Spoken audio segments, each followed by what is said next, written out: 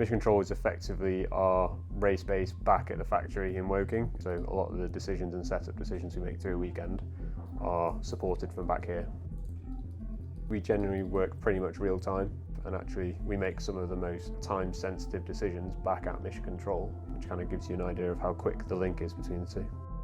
I'm Ollie Cartledge, I'm Lando's race strategist, and I spend most of my race weekends here at the MTC in Mission Control. I think I feel far away from the track when it's time-shifted races like Japan. A time-shift event like Japan is not really any different to a normal event, other than you're getting up 8 hours earlier. Instead of 8 AM, I'm getting up at midnight. So when I first started, it was obviously a bit more strange coming to work when no one's in and most of the lights are off. But now it's kind of, for me, it's an opportunity. I really enjoy it because if you can time shift better than other teams, there's a tactical advantage there.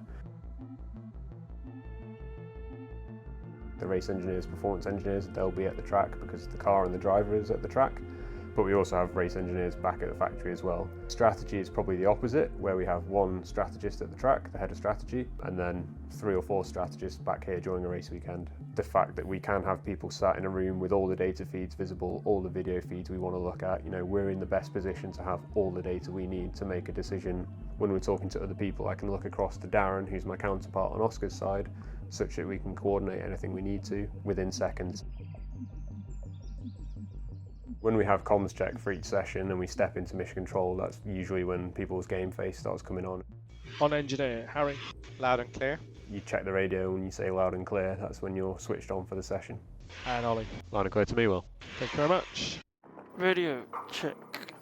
In qualifying, it's quite a stressful, intense situation. It's the accumulation of all the weekend's work so far from the engineering side, do or die. I think when we're in the session between Q1, 2 and 3, you're focused entirely on what you're doing, you're in execution mode. The nerves don't really play into it. Good morning again. It's 3 minutes till the session starts. So the way we support the trackside team is we try and be as proactive as possible. 90% of the time, we're focused on providing that information up front such that we can act on it quicker, because that allows us to be ahead of the curve. Okay, it's the start of the session. Lando's race engineer, so that's currently Will, occasionally it's Jose. They're the point of contact for the car and the driver really. The strategist, the controls engineer, the performance engineer, the aerodynamicist and the vehicle performance engineer, and other roles as well, give feedback and suggestions, and then Will make a decision or he will pass it on to Lando. We are boxed this lap. Ollie, engineer. Ollie. So any feedback from Lando about if he thinks he has anything to find? Lando, just feedback on how that lap was. It was a good lap. I'm pretty happy with that. Strategy is fundamentally like a mathematical problem to solve. There's a heavy amount of game theory involved in that. A fundamental aspect of succeeding in Formula 1 races is understanding what you think other people may do, as well as what you think you should do yourself.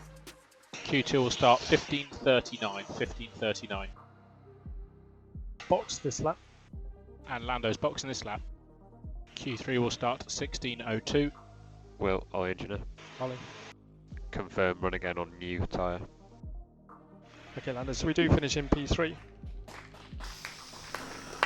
Okay, well done, guys.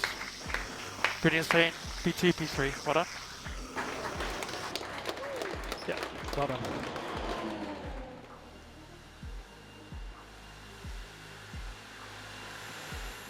As engineers, we're naturally perhaps a bit more calm and collected, and I think that means sometimes the celebrations are a bit more muted as well. But we do have the brownies, which they're pretty good, and definitely a highlight of Saturday.